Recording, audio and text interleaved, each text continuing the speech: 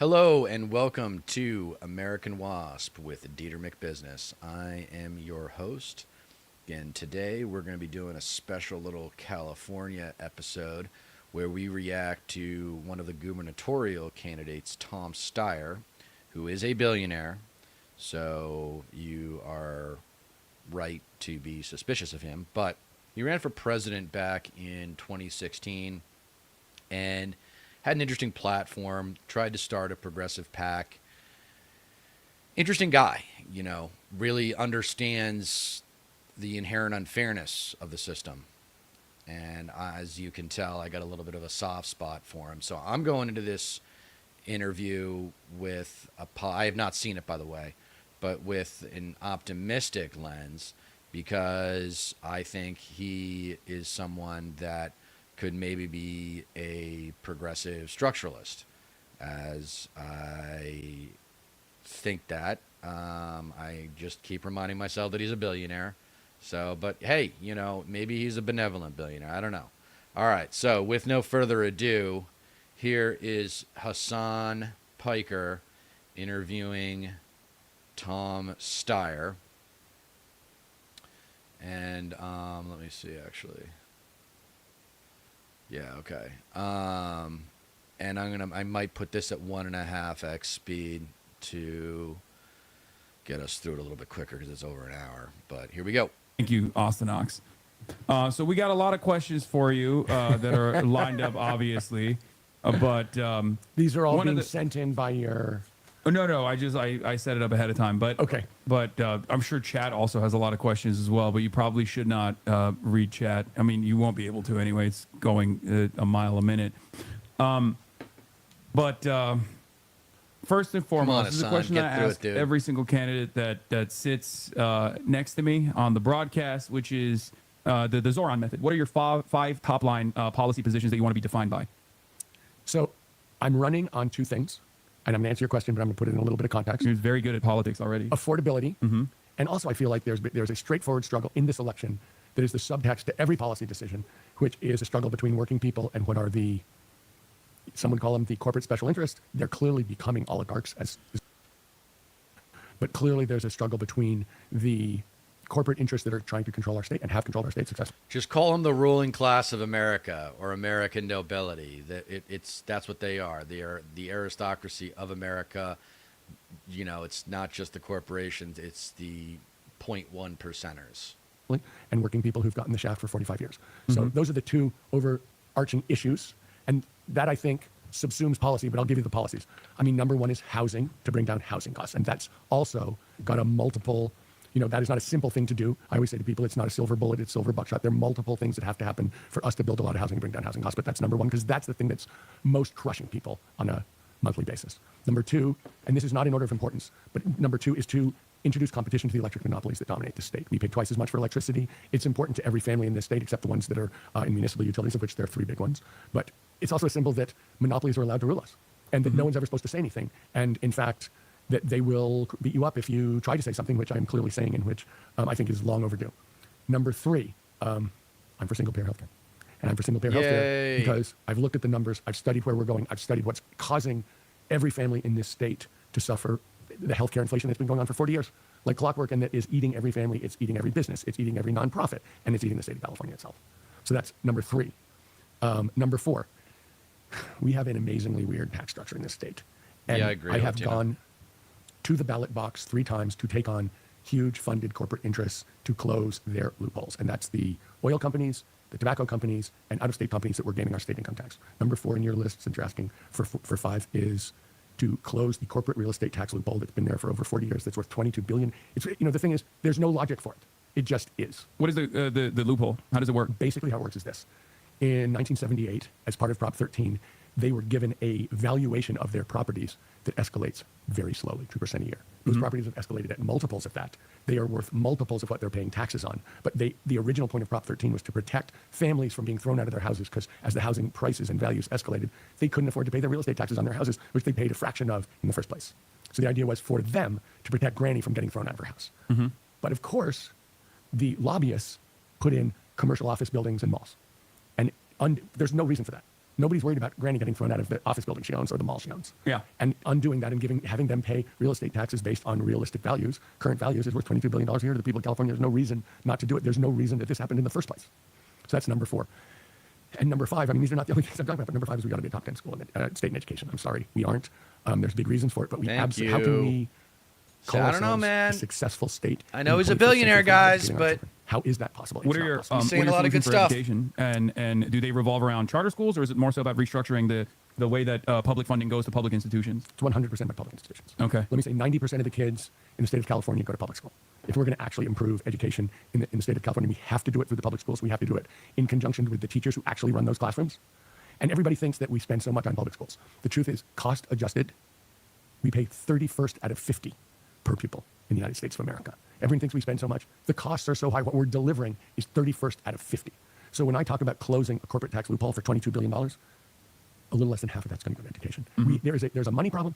Yes, can we do a better job? But am I one of those people who's coming in here to say, based on my 0 years as a professional educator? Let's hear what you guys think in the chat. Fire some reactions to me. I'm feeling the vibe. I got to do more digging on his other policy positions, but I mean, he's putting together a nice package here.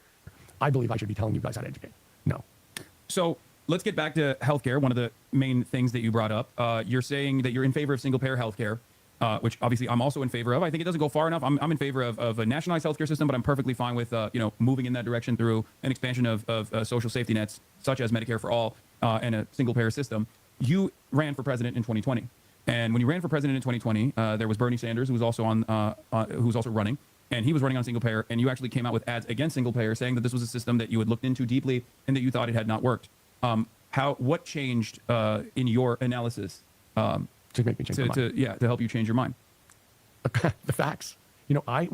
So you should know, Hasan, I went to Stanford Business School, and they made this argument consistently, which I believed that basically capitalism and corporations were a way to drive down costs. No. And I want to make a distinction here. And I looked at what was going on in healthcare, and I looked at it over time, and I looked to see if that had happened one time. And when I was looking at it in 19, and I was talking to all these people who were bringing IT into the system and saying, this is going to flatten the curve, this is going to drop costs, blah, blah, blah. Nope, absolutely not true. So I said, look, this is something that is eating this state. I have to look at the facts honestly, and if I was wrong, I have to say so. And I was wrong. And what made me change my mind was looking at the facts and saying, this was the prediction of what was happening, absolute BS. So, okay. That didn't work. We absolutely have to. And let me get into why I think this is true and why I was wrong. There are certain things for which capitalism is very effective. So if you and I are competing to provide the best cell phone, okay, so we're each trying to put in the most features and get the price the lowest so we can sell the most cell phones. Okay. And if you look and see that in those kinds of products, private companies come in with new apps and it's very effective. But when private companies have one customer, exactly. So if the electric monopolies have one customer, or if the healthcare system has one customer, then the capitalist impulse and the incentive is to drive the cost up as much as possible and drive the quality of care or the quality of electric, generation as low as possible. Corporate consolidation, y'all. That is the narrative that defines America's economy for the last 45 years. Corporate consolidation. If you feel any inclination to get into history and how we got here as a country, study corporate consolidation since 1980. And I said, this is 70% inflation for as far as I can see. We can't afford it. It will bankrupt us. We need to do a different system, period. And I was wrong. Are you familiar with Deng Xiaoping? I certainly am. Yeah, because it kind of feels like your attitude around it is, I mean, he was approaching it from the exact opposite. He exactly was. Exact opposite side. Latino Mafune, I would be curious about why he advocates for capitalism. Justification for capitalism can offer us insight into what someone's priorities are, even if I myself am a socialist.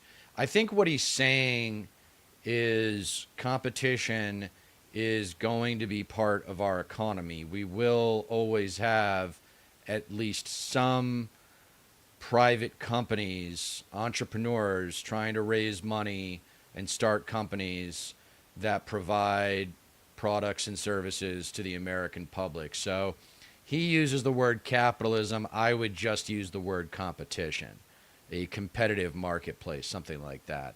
It might be on a micro scale capitalism, but I'm not a communist. I don't believe in everybody having the same amount of everything, and it's actually impossible because not everybody can own waterfront property. So I'm not for that. I'm for an equal opportunity society. But people who are brilliant, who come up with incredible solutions to society's problems, I think deserve to be rewarded for it, because usually they're not just really talented people, they're really hardworking people. They're few and far between, but it's, I don't know what the right distribution is, but I know that the more talented, more hardworking people should be rewarded for bringing superior products and services to our society. So I think that's what he was really talking about. Out of the equation, but some of the reforms implemented that worked in favor of what we've seen in China as far as Chinese prosperity goes happened for that reason. In the United States of America, we have a complete neoliberal system that is collapsing in and of itself with no viable alternative. And I would say that is part of the reason why there is not really a lot of market competition, as you put it. I think all industries inevitably want to monopolize. It makes sense. Of course they do. And it's up to but the there's state. Somewhere structurally it really happens. It's up to the state to try to hold back that urge to the best of their ability. And it's clear that we are completely captive to corporate interests in this country, as is intended, by my assessment at least, of what is supposed to happen in a capitalist state, or at least under neoliberalism. That's certainly what's happened.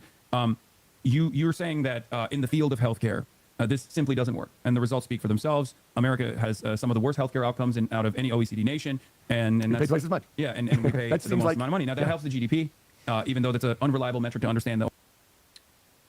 Thank you, Matthias Rivera. Providing stable food, medical, and housing to everyone would also make the pool of talented, hardworking people actually able to bring innovation and art to the country. Yeah, I think that's the reframing of America's worldview on problem solving with respect to the relationship between both the federal, state, and local governments and the individual citizen, right?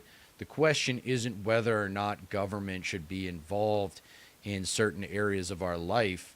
Once we answer that question, it really comes down to what extent. And, healthcare is always the easiest one, right?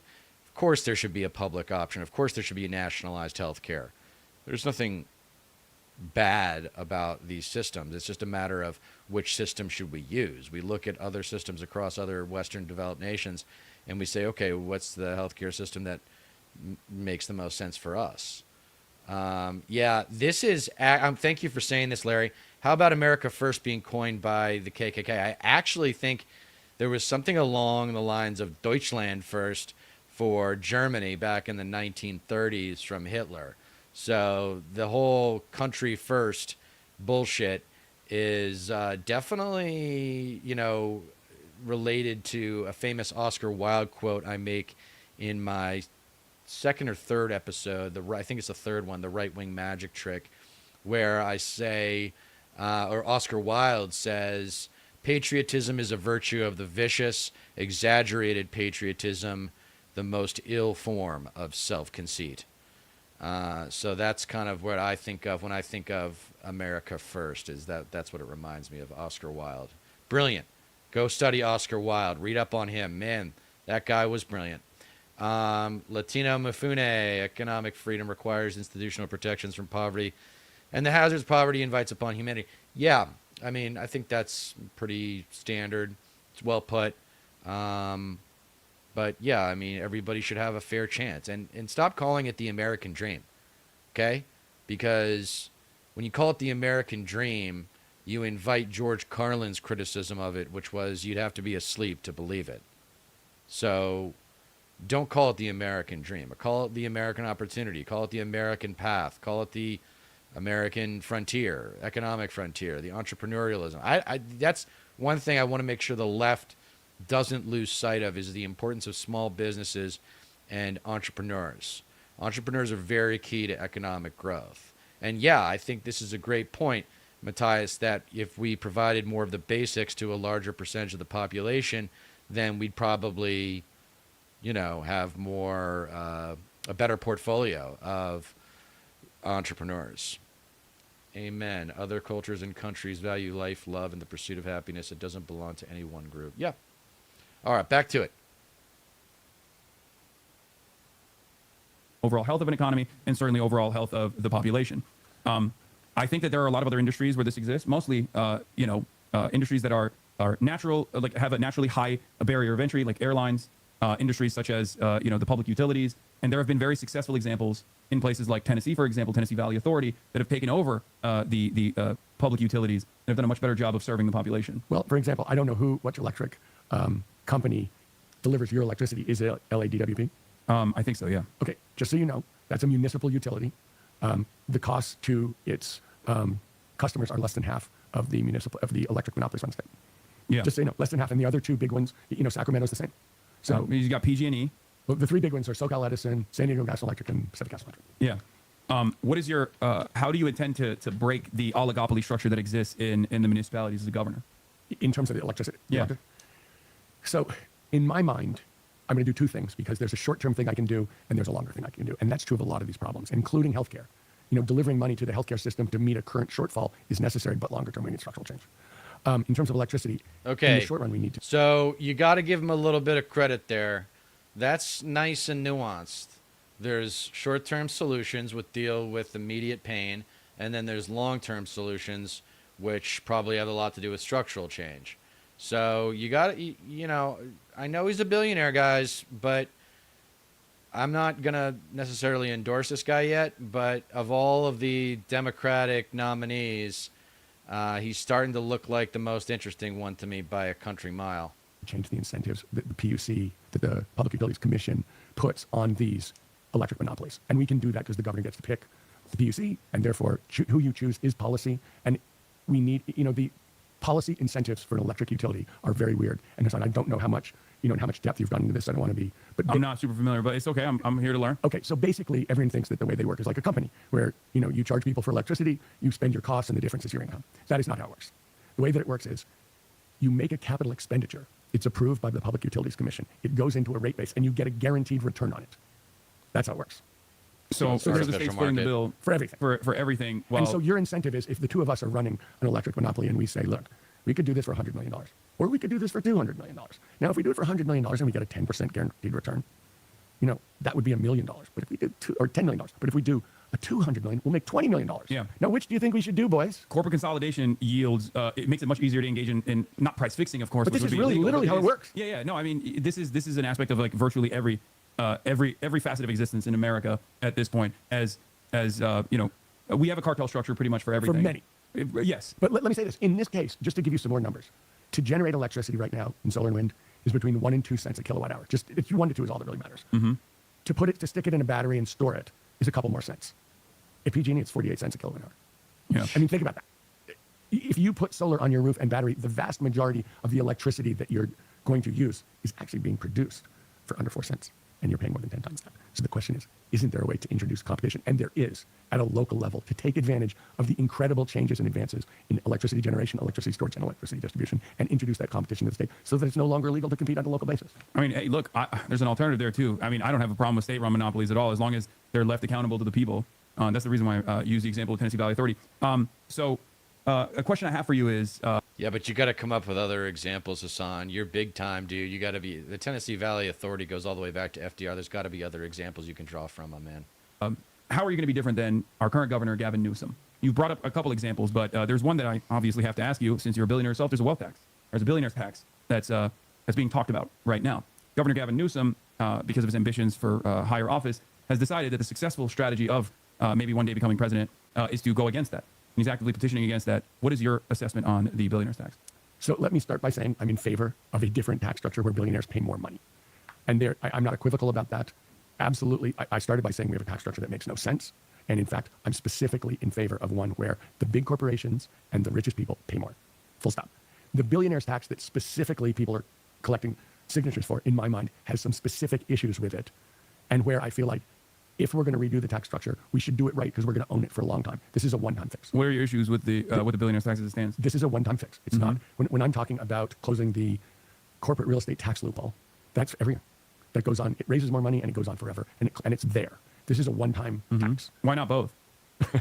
Well, let me keep going back because there's a way to do this tax that is different. And the second thing that's true about this tax is, I don't know if you've looked at how it distributes the money, but it distributes the money in a way that is, well, I'll say, doesn't include in a meaningful way, education doesn't include a lot of the other priorities in this state. Where is it going in the distribution that you have an issue with? 90% of it goes explicitly to healthcare. And the point is, do we need the money in healthcare? Yes. Do we need the money everywhere else? Yes. And so to a very large extent, what I'm saying is, if it's a question about revenues, which I agree with because we do have a shortfall and we should have this tilted in this way. So you're saying you want to tax billionaires further than this tax goes and distribute it? I'm saying I want to do it in a way that works for the state. And the concept I'm behind. Okay, the thing that they're not talking about is that according to our current economic system, money doesn't get taxed until it moves.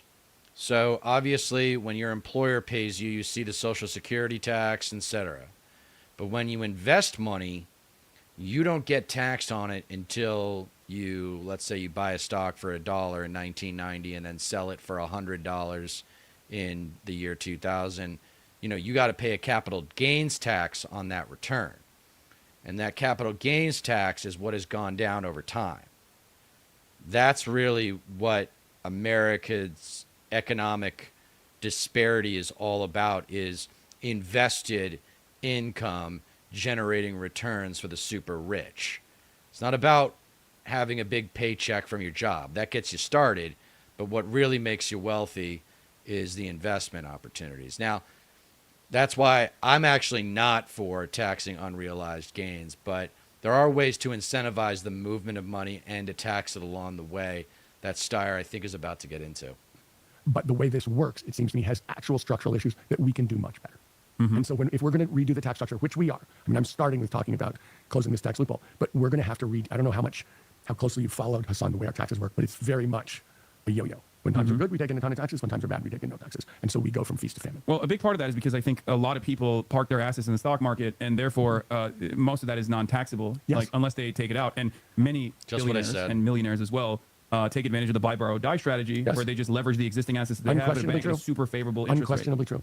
And so there are a lot. If you look at what they actually pay, what you see is there are a fraction of their yearly completely legal ways for them to avoid paying taxes, and so that and then it's not just buy, borrow, die. It's also buy, borrow, leave. Yeah. Well, there's solutions to that, like an exit tax. But question for you is some of the repercussions that have been presented over and over again, which is basic econ, I think, which is a lie, is that this will cause a big exodus. This will cause the wealth to leave the state. I don't believe that. You're a billionaire. You know other billionaires.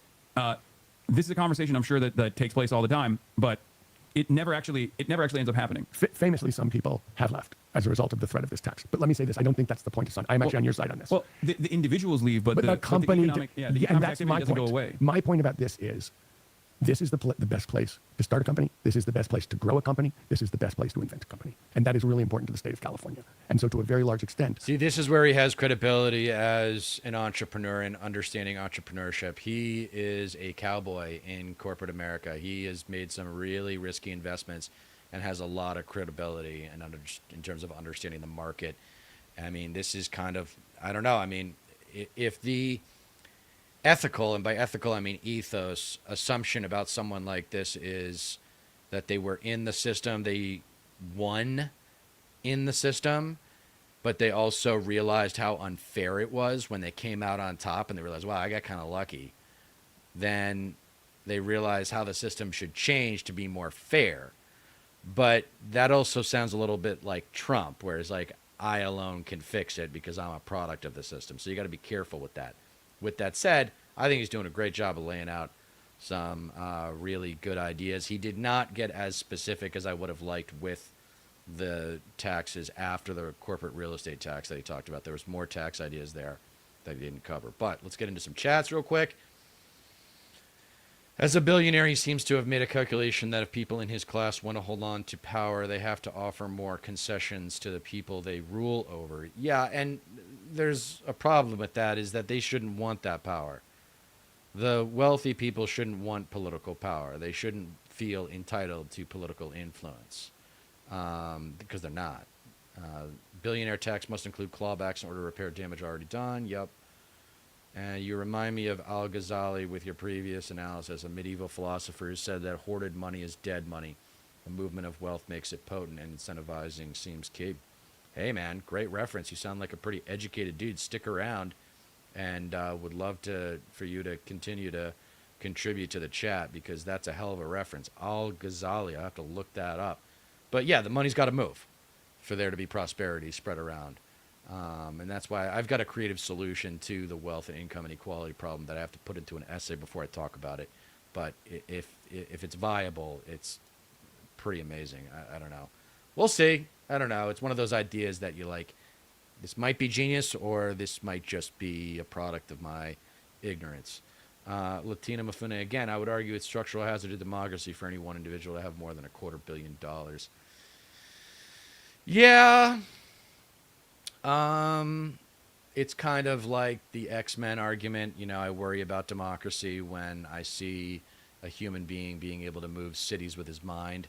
You know, that's $250 million. You know, who knows what the cap is, but there's a way to move the money from the top 0.1%, and that's something I do harp on here. It is the 0.1%ers that are really running the country, not the 1%ers. There's a big difference between 1%ers and 0.1%ers, big time. Well, yeah, I wasn't expecting an Ghazali reference today. He's a very pivotal figure in Islamic thought. Yeah, well, Islamic thought is red hot right now, thanks to Zoran. I am, as you were suggesting, I'm truly focused on making sure that continues to be true. And I feel as if I feel as if the people who come here from overseas or from other states to take advantage of that ecosystem, which has taken decades to build, which has been built by working people all over this state who continue to make this state run, and to come here and rip that off and try and avoid any responsibility to the 40 million other people in the state is completely wrong. And that, that is, it's wrong, and it shouldn't be. We should be protecting ourselves against it. So what's your perspective on, what's your solution to it is what I mean. Because people will say that a wealth tax could never work, right? A wealth tax is impossible to work out when in fact we already have something similar to that as far as like property taxes goes. Like there's always, there are people that can evaluate your increase in your net worth and try to tax the increase in your net worth year over year in a way that is sustainable, in a way that doesn't actually harm the producers. So let me say a couple things about taxes. Mm-hmm. Closing loopholes seems pretty benign, but that will have to go to the ballot. I've said we'll have a special election. And let me say this, before we write the rules for that, we will sit down with a whole bunch of our allies to make sure that it reflects everybody's interest. And so I am sure that we have other ideas that people haven't talked about as part of this campaign in terms of how to redo the way that we have, the kind of fees and taxes we charge. One of the things I really want to do, Hasan, is do that. You can't pass any of these things just because you're the governor. And I think it's really important in doing this, one of my favorite expressions, if you want me in at the landing, ask me in at the takeoff. That Mm-hmm. in fact, before we put something out, that we go to all the people who we view as the coalition that is pushing the interests of working people in this state, the interest of justice in this state, to make sure that everybody's on the same page. I think part of the reason why there's a broad popular support for this ballot initiative in the form of billionaires' taxes, regardless of whether it's the most efficient way to tax billionaires or not, is because people just don't care. People are like, I agree. It's anger. Yeah. People are, look, and they're absolutely right. What we have seen is a group of people who come across as reckless, selfish, incredibly ambitious, and anti-democratic across the board. And so, of course, people are furious. And of course, people are furious that they have what seems to be, and actually seems to be, almost limitless wealth, which they're absolutely interested in preserving 100% of. And people feel like, yeah, they're angry and they're right to be angry. And it's absolutely right. And that's what's going on. When you had people on here talking about the oligarchs, if you see what's going on in this election, there is as much as there's what you're describing as the anger of working people at a system that seems rigged and unfair, with people who are extremely selfish and extremely obnoxious, trying to have their way. And on the other side, people are absolutely furious about what they feel is unfair, and they are going to push for all the things that I just said people are seeing to a further degree, to a much greater degree. And that's what's going on in this election. So of course people are mad. Yes, I understand. But of course, the obvious elephant in the room is the fact that you are also a part of the oligarch class as someone with profound wealth. Can I address that? Yes. So I want to say two things. The first thing I want to say is this. My wife and I have said we'll give the bulk of our money away while we're alive. I guarantee I won't be close to a billionaire when I die. This is not something where I'm fighting to hang on to my money. This is not something where I'm fighting to increase my money, increase my control over society. That's not true. You can see the last 14 years of my life, and we've very, very consistently pushed for justice and very, very consistently given money away and tried to use it in a way that's constructive. And, the opposite. In fact, the actual oligarchs, you will find, see me as a threat. And in fact, the things that I've done have been very directly result-oriented to push back against that whole move. So, from my standpoint, and, that is not what I stand for in my life. That's not what I care about in life. That's not what my parents cared about. That's not what my wife cares about. That's not what my brother cares about. We have a long history of caring about what is your positive impact on society, and that's what I care about. Mm-hmm. And that is different from all the people who you see in the press consistently doing things where people are furious about their selfishness. Yeah. There are ways in which a lot of super wealthy people also engage in charitable contributions one of the most common ways in which people do this is like the 501c4 structure or the 501c3 structure, where like Mark Zuckerberg he has designed his entire net worth to go into the structure, and it's oftentimes seen as like a tax shelter that you can go to at any given point and take out money from, and continue to generate tremendous amounts of wealth, continue to accumulate tremendous amounts of wealth. What is the difference that you would say is with your approach to charitable contributions? Well, I'll give you an example of something that we've done for the last 20 years, Hasan. So Kat and I started a nonprofit community bank basically to undo redlining. So to go into the parts of rural and urban California and make loans for low-income housing, for used cars, for nonprofits, and for businesses that banks wouldn't make. And that money is gone. That bank has to make enough money so the FDIC will insure our deposits, or it's not a bank.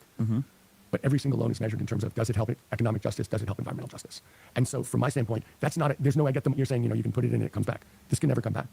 That bank has made billions of dollars of loans for the purposes I described. It makes, as an example, when we do used car loans are one of the places where people get ripped off the most, just so you know. It's usually people who aren't that financially sophisticated, who need a ride to work, and who have a used car salesman writing the terms of that loan. The average loan we rewrite is 21%. Our average starting point is 11, and it goes down from there if you meet your payments. And our whole goal is to make enough money, just enough money to please the FDIC, but to basically take people out of being ripped off by the system, and basically to undo the structural racism that's existed in the finance system for as long as anyone can remember. And so there's no gimmick there. That money's gone, but the work is incredibly, I look at it and I say to everybody, you get 10 times leverage on your money, and then you get to reuse it and do it again, and you can measure the results year in, year out. That's not a gimmick. That's a thing. No, it's. You can tell just by the way Hasan's looking at it. He's like, Hasan's got to be very careful with the question he asks because Steyer knows his shit. He might not be right about everything, but he knows the taxes and how money flows in and out of the state government. That's one thing you got, and he's done some really cool things with his money. So here I am, a product of privilege myself, speaking up with someone that personifies privilege, and I'm here to tell you, I think this guy might be a legitimate public servant. The only source of skepticism I have about him right now is he thinking big enough? But, we'll see. We still got another, April, May, 3 months until the primary. So we'll see. We'll see how more transparent he gets, but let's keep going. It's not, but to me, it kind of feels as though as society has moved in a specific direction. I mean, let's talk about that actually. 23% or 33% of Democrats now call themselves democratic socialists. Is that right? It's up to 33%? Yes, 33%. Is that just California or is that nationwide? No, that's nationwide from what I understand. I mean, these polls are... I know. Who knows? It's okay, it's a poll. And it's also, still a really high number. Who knows if people even fully understand what that even means. There's a lot of there's a lot of disagreements within the movement as well. But the reason why I ask that is because, like, what does that say to you? What does that say to you living in the United States of America as a billionaire about the way people feel about the current system, capitalism? Failed. Look, I don't think there's any question, Hasan, and I say this every day. We have to reinvent democracy in this country, and we have to reinvent capitalism. And there's no doubt about it, because 33% of Democrats are saying we need to change structurally. Yes. Structurally, this is not working. And that is, I don't know what democratic social... One of the things I thought about before I came on here was for you to tell me exactly what the implications that are. But there's no doubt about the basic point, which is not working. And I think if you think about why is the billionaire tax popular? Because people are so damn mad. Of course they're mad. And if you look at the popularity of the two parties, it's incredibly low. Are you familiar with stakeholder capitalism and numerous other initiatives that were implemented in the early stages of like post 2016 election, where a lot of wealthy people were like, the pickaxes are out, people are going to riot. We need to find a reasonable solution to this problem. Okay, so let me say this: we have seen in the last 14 months a pretty straightforward attack on human rights in America and on sort of electoral politics, electoral democracy in America, and it's just starting. And what we've also seen at the same time is complete silence from this community. So when you say to me, do I think that what they have to say is based on a deep sense of patriotism or a broader view or a value system that goes beyond, I don't think so. No, I don't think it was a deep sense of patriotism. The reason why I brought that up is because I think it was a defense mechanism by a bunch of very smart and very successful, very wealthy people that realized that this system was producing so much inequality that it would completely collapse, and that in order for it not to completely collapse, like a riot tax of sorts, something that I've heard at least like wealthy libertarians talk about. They call it a riot tax? I've never heard that. Wealthy libertarians call welfare a riot tax. And it expands beyond that, obviously, but like basically the system is on the verge of collapse in its entirety, so we have to figure out a way to do a more ethical version of capitalism. But I don't think capitalism in and of itself, given the contradictions, is ever going to produce a wealthier or a more egalitarian version of itself That's just not how it works. Just as companies want to monopolize and eat out the rest of the competition and merge, the understanding is that the system is designed this way, and that eventually, no matter what happens, as long as in the absence of complete abolition, that there is always going to be a return to the exact same inequalities. I believe that, and I think that's the major difference between someone who's a socialist and someone who's a capitalist. There are people who are social democrats. I suspect that, given by what you're saying, you are a social democrat, one that wants, robust safety nets, robust social safety nets, one that believes in implementing some kind of regulatory safeguard when companies get completely out of control. But that was how the system was designed initially, and there's a reason why there's a point of failure, and that's because of it's not because of like too much greed necessarily, but it's more so that the system is designed to produce these results eventually because they've taken over the government. Well, the last thing that you said is the problem. I mean, when I look at this system and whenever I see that there's something, I mean, if I did close these 3 tax loopholes, they weren't a secret. It wasn't like everybody didn't know those tax loopholes agreed. It was just the people who were getting the tax, who were saving the taxes and were, enjoying the loophole had immense power because they had a lot of money and a lot of lobbyists. And every time, when we see an inability of government to act, an inability to do what's right, my attitude is there's money at the bottom of it. And so we have a system where, honestly, a lot of this, when I look at 2026 and see what I think is going to happen, which I think is gigantic independent expenditures supporting libertarian candidates and attacking organized labor, I'm like, yeah, that is exactly the issue in this system is when corporations take over the government and prevent government doing the right thing and prevent government from, stopping monopolies and prevent regulation and, basically beat working people over and over again. And that is exactly what I'm fighting against. Yeah. While we were talking, a new poll came out that says, which is a better economic system amongst all Americans, with 59% saying capitalism, 41% saying socialism. Among Republicans, 74% say capitalism, 26% say socialism, which is strange enough in and of itself. And among Democrats, the majority at 54% say socialism and 46% say capitalism. So you're running out of time with this ethical capitalism. Well, let me ask you this question. What is socialism? So what does it look like? Socialism is an economic organization that changes changes the mechanism of control, simply put, from the hands of the dictatorship of the capital owning class to the dictatorship of the proletariat. There's many different versions of it. There's decentralized versions of it. There's centralized versions of it. Give me an example of one. I mean, which is one China would be a transitional socialist state, for example. That's like a very that is one of the modern examples of at least success. The capital flows are. China is a hybrid government that has state-owned enterprises which basically compete as if they are large conglomerates in the United States that just happen to be in China. They're incredibly well run. They know how to exert their influence all over the world. And China is not a communist country. Entrepreneurship is a huge part of China's culture. And China is not the best example. But here we go. Let's get back to it. Still completely controlled in the hands of the state. And that as we referenced Deng Xiaoping, there's like different reforms that have been implemented in the past. The way that the state currently operates is they design a 5-year plan. They have specific industrial targets that they want to hit. And the goal there is not like redistributive policies or like a robust welfare state at all, but instead is to improve the material conditions of the working class. And the state dishes out, by controlling the bank system, controlling capital flows, dishes out money in the direction of certain industrial output targets. And but still has control has tons of private companies that are actually like lighter industry is still predisposed to like what looks. He's got to get this answer down a little bit better, and so does everybody. This isn't hating on Hasan. I think Hasan's great, but when somebody asks you what is socialism and you go into examples of governments, maybe the Northern European countries are everyone's favorites.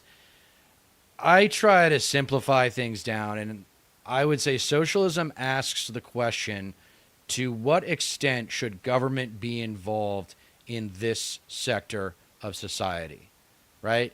That's what socialism is, because Social Security is socialism. Medicare is socialism.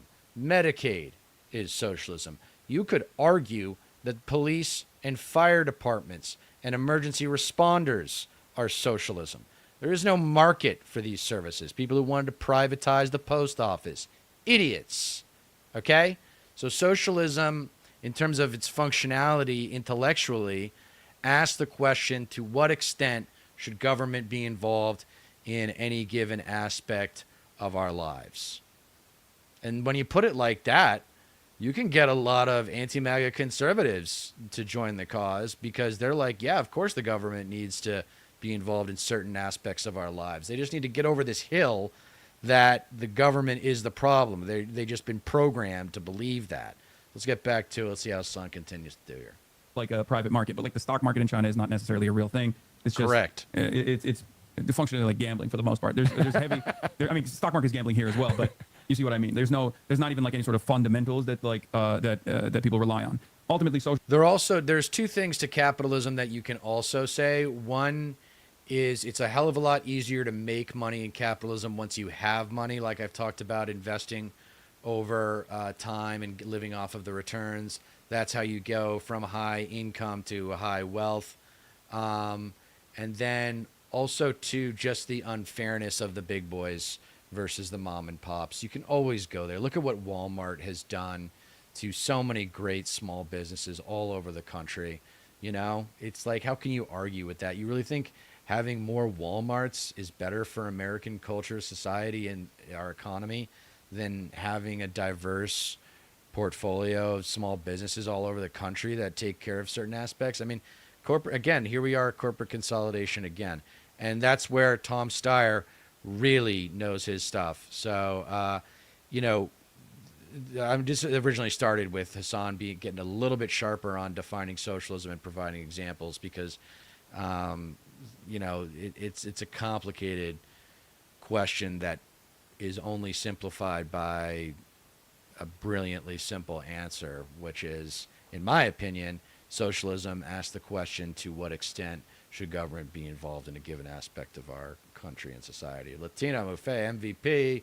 Socialism expands democracy into the economy, granting working people the freedom and dignity of controlling the fruit of their own labor, giving them say over their own economic destinies. Yeah, and that's well put. I would only add that in a practical sense, that means workers over time earning ownership of the means of production. That can also immediately, in terms of the short-term, long-term stuff, strengthening unions, making unions more available to be started, like the Starbucks union and so forth, and then also giving labor seats on boards of directors for given companies. That's also very popular. Let's get back to it. It's taken forever. Oh man, socialism at its root means workers owning the means of production. That it is, and what I was saying about China is, to a large extent, they're big companies. There is a much heavier governmental control aspect to it, and there are 5-year plans. I completely agree with that. They control capital flows. But the big companies are private. Yeah, but it's not. I like to describe what China's doing, which is only one. I just asked you that because I like the one that you think is the best. Yeah, I say that China wears capitalism. Hassan's a little bit in over his head when he brings up China because Tom Steyer knows China. And at the end of the day, while there is a private enterprise inside of the state, which creates a system of competition for innovation, which fosters innovation, ultimately it's still controlled by the government. And it's at the directive of the government. There is like a lot more emphasis on centralized control, central planning and central control over all of the outputs. They want to build more housing. They realize that housing needs to be built. They tell the banks, or they tell everyone that's paying attention, if you go into real estate, you're going to get loans. You're going to be able to build a real estate company, and then they build the housing, and then when they want to move in the direction of EVs, that's been the real estate. They created this gigantic bubble. And yeah, but how do they? Something that they've been lugging for the last. See, this is what I mean about state control. They design it in a way that resembles what it would look like under capitalism, but then in the aftermath of that, they don't receive the same shocks. What happened in China as far as the real estate bubble, if it were to happen here in the United States of America, something similar to that had happened in the past. Yeah, exactly. We saw the impact of the 2008 housing market crash. In China, no such market crash took place. And the reason for that is because there's still state mechanisms at play that work in the recovery side. There's still state mechanisms at play that supersede the interests of capital. We gave a big parachute to corporations in the aftermath of the 2008 financial crisis, the housing market crash. That didn't happen in China. One of the more prominent examples of this was, for example, they went to I forget the name of the company now, but they literally went and asset stripped a billionaire that was in charge of one of the major real estate developers, Evergrande, I believe it was. It was Evergrande. Yeah, where they told them, you're selling your yacht, you're selling all of your artwork in order to put up collateral for the state, paying out the rest of the people. Let me say this. If there was an example of failed financial policy in the United States, it was the way we handled the 2008 crash. Because there's no doubt that what you're saying, that there was no retribution, there was no penalty to the people running those big financial institutions, is absolutely true. And it was absolutely wrong. And the question, and to me, it's like you were saying, the issue that we're having is that the big corporations, in effect, are controlling the government. In effect, they were controlling the government. Yeah. And in fact, now they're, have a government guarantee on a private corporation, which means they get to, I agree with that. And so to me, I actually think Deng Xiaoping is a huge hero because the changes that he instituted in China led to the biggest move of poor people into the middle class in the history of the world by far. Yeah, and 1 billion people taken out of poverty, pretty much 800 million people. Absolutely amazing. But to me, that was what I'm trying to say, which is this. But the state control didn't go away. I understand that. But what I'm trying to say is this. He tried to design the incentives to let the Chinese people build them. I mean, I don't think he built them out. He gave them a framework to build themselves out. And they did an amazing job. And I think he's a hero of somebody who could. This is a huge point for anybody on the left. We are not stifling entrepreneurship, entrepreneurialism. Fuck, I hate when people don't get the words right. But yeah, people who want to start businesses, people who have great ideas for society, we do not want to stifle that. Saying, yes, he kept the government in control. And I'm saying, well, here the problem is, I agree with you. The government is being controlled by interests. Yes, in America, capital controls the government. In China, the government controls capital. That's the major difference here. And there's no, I agree with that. Even though one might say there isn't like a democratic process where they're like voting exactly, like input output, voting exactly which way the government is supposed to be, which direction the government is supposed to be moving. Even in their own internal like appointment process, like people are working from the working class background, working in the countryside before they get to the standing committee or anywhere near the command structure within the party. So they've developed a deeper understanding of like what the necessities are and how to materially improve people's living conditions, and the results speak for themselves. But let me say this: there's been a profound change in China under Xi Jinping. This is very far from California, but it's actually. But what I'm saying is this: do you not like the changes that have been implemented under Xi Jinping? Well, here's the thing I dislike the most: is he's president for life. Always before, the leader had 2 5-year terms, and there was a sense that it was a much broader coalition of people running the country and a much broader group. It's still the Chinese Communist Party running the country, but people absolutely took their terms, and he's the first person who said, "No, I'm doing this forever." And it's not me. And I think that has that's a big difference. No, I agree. It's just, people seem to be happy with the results so far, and I feel like it's entirely in the hands of them continuing to bring about changes that people are appreciating. Well, let me say this, that if the President of the United States says, which many people suspect him of saying is, up until now there's been a constitutional amendment that says it's 2 terms per president, and I'm now president for life. Am I going to be happy about that? I'm going to go with no. If Donald Trump was a communist, I wouldn't have an issue with it, I'll be honest. If Donald Trump was able to improve people's living standards to the same degree, or if Donald Trump was able to bring about like national prosperity to a similar degree, it's like the FDR equation. I wish I wish there was a better line of succession for FDR, I guess, but FDR was able to change the trajectory of America with all of the incredibly popular things he put in place. I completely agree with you, and I think that what he did was redefine the relationship between government and people. Whoa! He said, straight out of my mouth. I have been saying that for about 4 years now. Online, I've been saying it in conversation for fucking 15, 20 years. But yeah, FDR redefined the relationship between government and citizen. That's what's great about the next leader that comes along and embraces his heritage, because it's already been done before. We don't have to do it from scratch. He's the genius. FDR is always going to be the OG genius. Like, he's the one who started that process. And a lot of it had to do with political pressure from the Socialist Party of America at the time. But yeah, Steyer just took the words right out of my mouth. The relationship between government and citizen. That what he did was redefine the relationship between government and people. And, he said, we have a real responsibility to each other, and this government is going to make sure that we do this, and it's not, kind of a free-for-all. It's not an open competition. In fact, everybody has rights. In any case, that's one of the reasons why I'm not even defending the term limit structure within the term limit changes under Xi Jinping. It's not something that I care about all that much. But what are some of the structural changes that he made as far as like his governance or his economic policies that you disagree with? Well, it is more about governance, that he has very much cleared out everybody who doesn't report to him, and it's very much gone from a broad-based group to basically his control and making sure that people report to him, and that's been a consistent policy over the last 10 years. And the reason I care about that is it scares me. It scares me that a person you may like their system, and I think it's been incredibly successful. So yes, I hear you, and I'm somebody saying I changed my mind. It's hitting you on your cord here, Latino Mafune. But the one thing that I think is also clear is that when you get into a situation of someone taking control, the idea that doesn't change them. It always changes. Certainly. As far as Xi Jinping goes, it's actually the opposite of the way that it's presented in Western news. His main structural change in China was to somehow rein back in a lot of the corruption that had come from Dengist reforms that were very helpful initially in terms of developing Chinese prosperity. And not only that, but he's also literally like purged the ranks of some of his closest allies as well, including the ones in the military. So famously just fired ahead. Yeah. So the way that it is like a lot of stuff is interpreted in the Western media is very different. This is beyond the term limits, of course. The term limits thing you do have a decent point on, but as far as what he has done in terms of anti-corruption has been very popular in China. Let me say this: I don't think we're going to a permanent governor of California. No, and I don't think we're. Yeah, we don't. And I think we. The other thing that's true is when we think about where we're going, we're starting from a place. We're not starting from scratch. We're starting from here. Yeah. And so when we think about change, it's like we don't have a blank slate.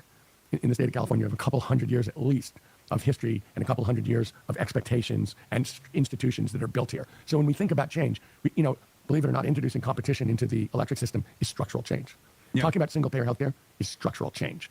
All the things I'm talking about, to a large extent, are, we have a short-term problem, but we need structural change in the long run. But the idea that we're going to get away with this system that's been here whole hog, in one fell swoop is, I just don't think it's going to happen. I don't think it's going to happen either. I believe in a system of reforms and building a robust base of pressure through organized labor. That is what I'm trying to do. Labor through years and years of organizing until it gets to a point where there are workers' councils and there's a lot more autonomy for the working class that they can actually have the political education, the political will, and be able to make these sorts of decisions that benefit them as opposed to benefit the capital owning class. But before we get there, we were talking about monopolies. Yes.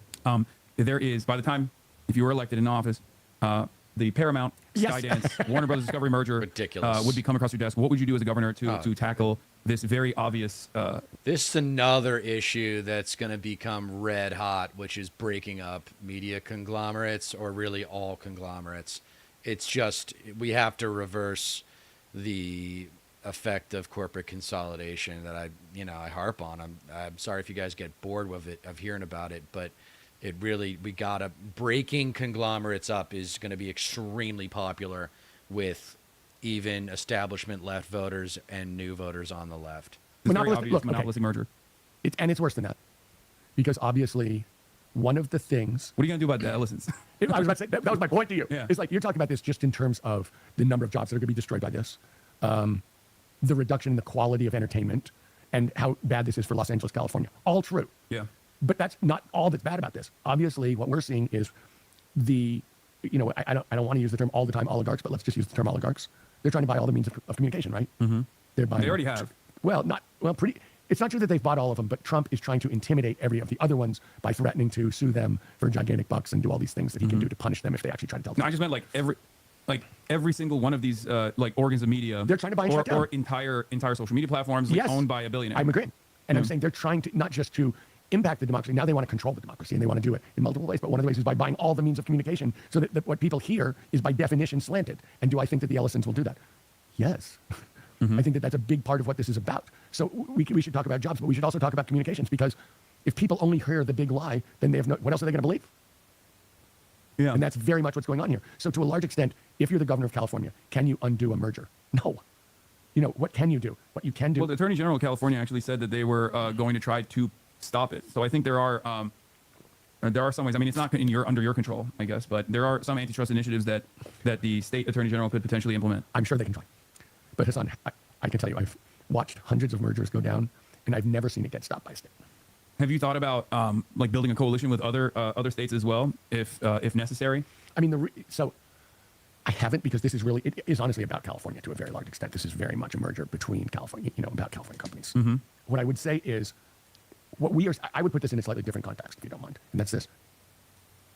We are having a profound, dramatic, intense difference of opinion about everything with this administration in Washington, D.C. This is obviously an antitrust problem. Mm-hmm. It's overwhelmingly an antitrust problem.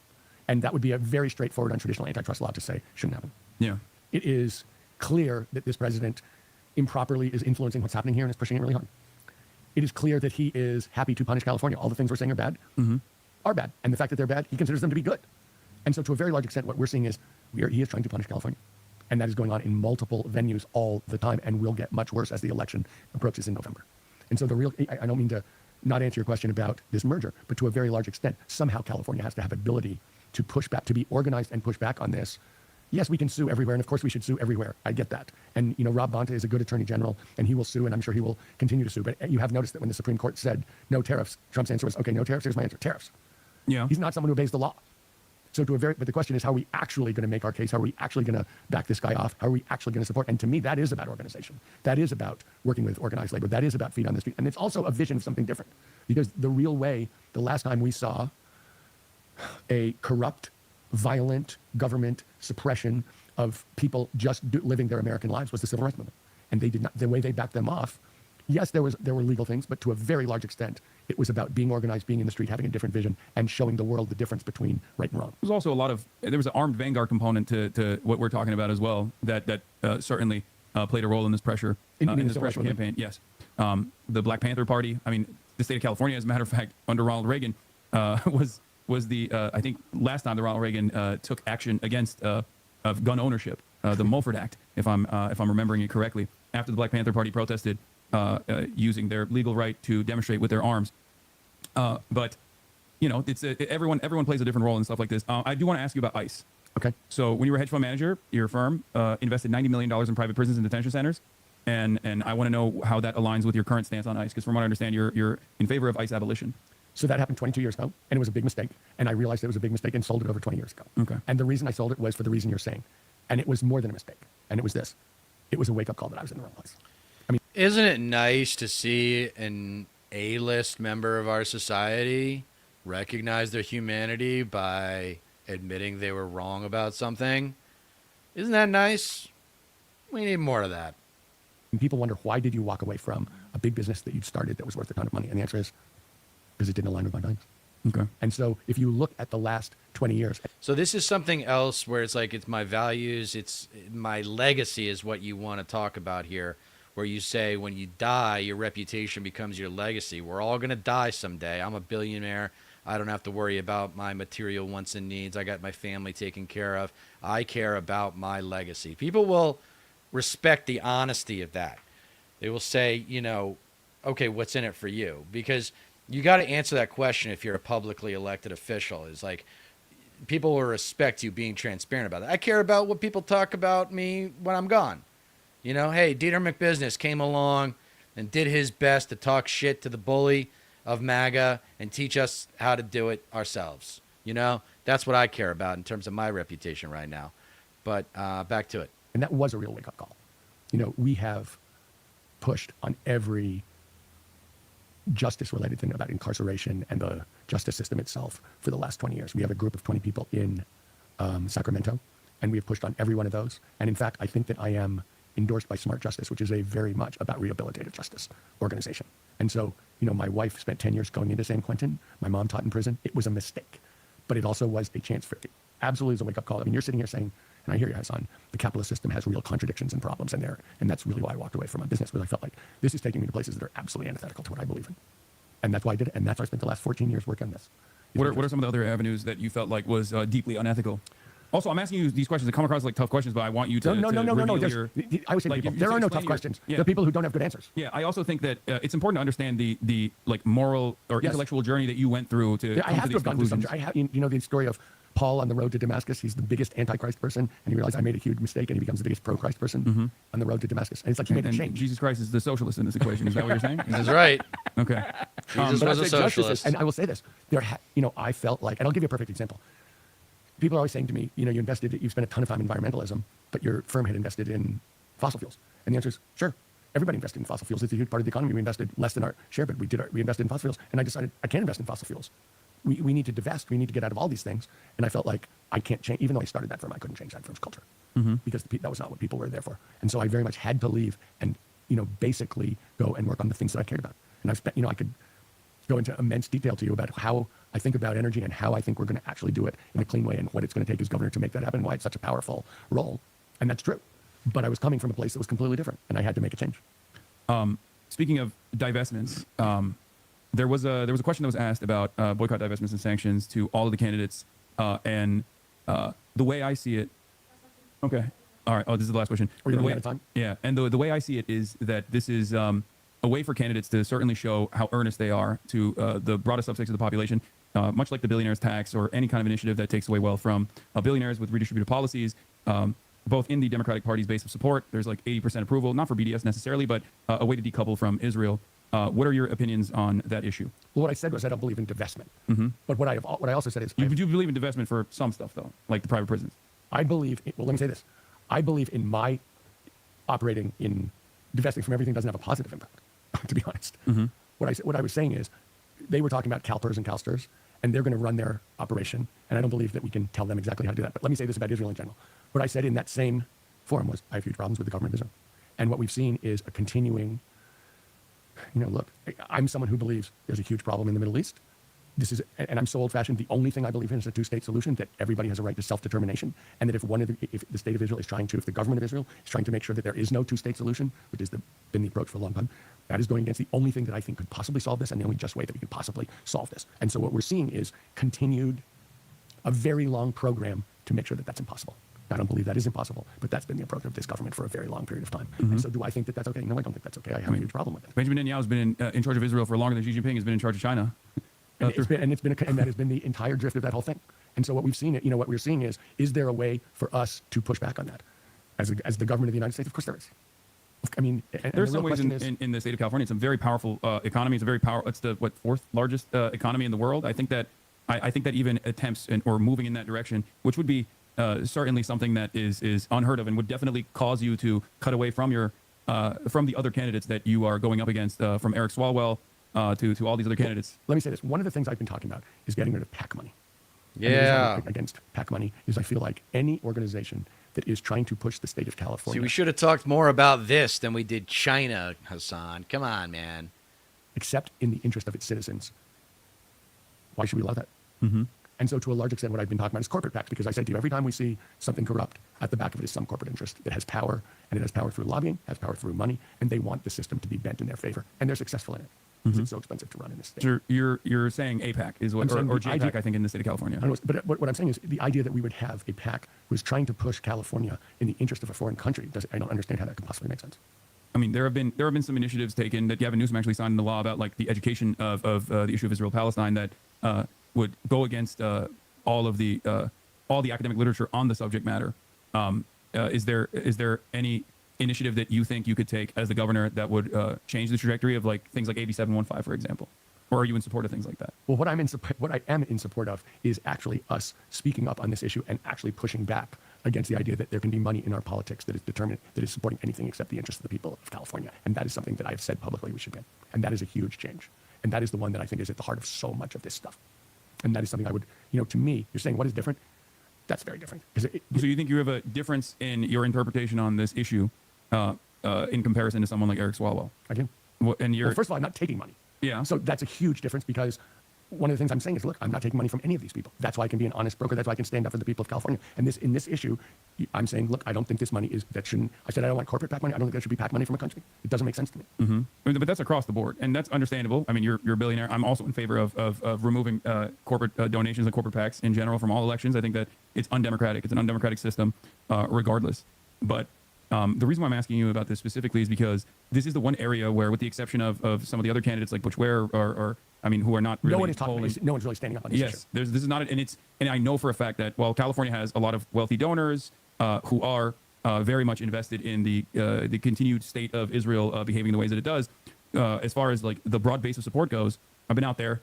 And there's approval ratings that also suggested, like, the overwhelming majority of not only just the Democratic Party's base of support, but just, like, all Californians in general. Look, I think what we've seen, Hasan, there's no question, what has gone on as a result of Gaza is a complete walking away from supporting this Israeli government. I think that's overwhelmingly obvious. There was a huge article about it last week on Friday. They released a poll which made that extremely clear, because what people have seen online is something that people cannot support. And what I'm saying is, look, the way that this works in my mind, when we see something in our system that seems as if it's going against the interest that people overwhelmingly hold, there's usually money in back of it, and that is the right way to approach it. That's the right way to attack it, because that's what's corrupting our system. Well, yeah, I mean, it is in some ways a deflectionary mechanism that some Democratic politicians have deployed, including Gavin Newsom, that says, I will never take AIPAC money. Is that true? He's never taken AIPAC money? He's given $500 to AIPAC back in the day, but he's never taken, he's saying he won't commit to taking AIPAC money. I think in the state of California, it's not AIPAC, it's JPAC anyway, but regardless, the reason why I'm bringing this up is because when asked, he says, I don't want to take AIPAC money. But when asked directly by Ben Shapiro if Israel was committing a genocide, he deflected and refused to answer that question. And I think for a lot of people, and I talked to a lot of candidates, I talked to a lot of Democrats, I talked to independent candidates, this question is one that the majorities are in agreement with, historians, academics, the International Criminal Court, the International Court of Justice, and yet it's one. I don't think there's any question. Americans have seen war crimes on their phones, and that's what they're responding to. And what we're seeing is a move in this world, including in the last 3 days, that might makes right. And that's all that's going to matter. And that's what's going on. You know, I don't think anybody really feels sorry for the people who were running Iran because they were terrible to their own people. But the truth is what we're seeing is a world where the point is might makes right, and we'll do whatever we want. And if you don't like it, that's just too bad. And there's no sense of justice in it. And of course, that is a terrible step. And we've seen it in Gaza, but we've seen it very broadly. And that's something that's ongoing. And is that something which, of course, I'm completely opposed to? Of course, I'm completely opposed to that. Okay, so that's almost identical to what I don't mean to push you, but that's almost identical to what Gavin Newsom said to Ben Shapiro when Ben Shapiro said, "Do you think there's a genocide going on in Gaza?" What I think is this. I think that this Israeli government has been trying to take over the entire country and expel the Palestinians and take over the whole thing, kit and caboodle. And that's what they've been doing for a long time. It's absolutely wrong. There's no question there, and they're willing to commit war crimes to do it. That's what I think, and that's been going on for a long time. So you don't want to you're not committing to the term genocide. I don't actually. Do I think? You tell me if this is what it means, because it's sort of like socialism. If you excuse my saying so. Mm-hmm. Do I think they're trying to kill all the Palestinians? No. No, I don't. I think they're trying to expel the Palestinians from the country. That they're trying to have one state. That would be genocidal intent. I don't know what that is, but that's what they're trying to do. That is a genocidal intent. Okay, so Tom is Jewish, and it's showing up here a little bit. Just say the word genocide, dude. You'll score so many points. Come on, just do it. Clearly trying to take over the West Bank. They're clearly trying to take over Gaza. They're willing to, go to extreme, merciless lengths in order to do that. Hasan, that's what there's a history that's 10 years of doing that. Well, it's longer than 10 years. Well, whatever. Yeah, started off with ethnic cleansing in 1948. But that's what's going on. I don't know I honestly don't know what genocide means, but what I do know is they are trying to end up controlling the whole state, period. Mm-hmm. Yes. So, okay. I mean, that is what, at least according to the Holocaust scholars, genocide scholars. Do I think they're trying to kill all the Palestinians? No. No. I think they're trying to expel them from the country. Yes, it's still doesn't matter. Ethnic cleansing and indicative of genocidal intent, which is why that's the whole the International Court of Justice case that's about that. But that is what it is. Yeah, you can do it in part as well, similar to what took place in Bosnia and Kosovo. And I look at that and I say the exact same thing. How did they actually end all the fighting in Yugoslavia, the former Yugoslavia? They bombed the crap out of Yugoslavia. But they also gave everybody their own territory and their right of self-determination. And that's what's got to happen here. I think it might have been better if Yugoslavia stayed intact, but that's neither here nor there. But it didn't happen, and it did solve the problem. They're no longer killing each other. Yeah. But again, there was a lot of bombing in this place. But anyway, Tom, thank you so much for coming on. Thank you very much. Nice to meet you. Nice to meet you. And where can people find your campaign? If you want to. What is it, you guys? Yeah, so it's TomSteyer.com. TomSteyer.com. Yes. And can I say one more thing, Hasan? Yeah. I think I am the practical progressive in this race who can actually make the changes that you want. And am I going to use all the language that you want? Maybe not. But am I going to try and make the changes that you actually want? I think so. I really do. And I think that working people have been screwed, and they need someone who will fight with them, and they need someone who's not going to owe anybody else anything, and who's going to stand up and do the right thing. And that is me. All right. Thank you for coming on. Thank you. All right. Nice. Well done. All right. So basically, he was a little soft on Israel, Gaza, but other than that, I think, let's see here. Other than that, I thought he did pretty well. Tom Steyer is a good human being. He might be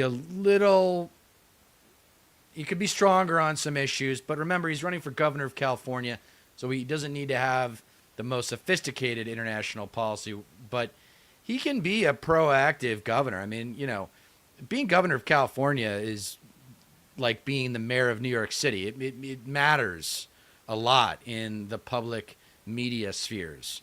So it would be cool to see him get a little stronger on Israel, Gaza. But other than that, I was really impressed, as I have been with Tom Steyer ever since I found him 14 years ago or whatever it was.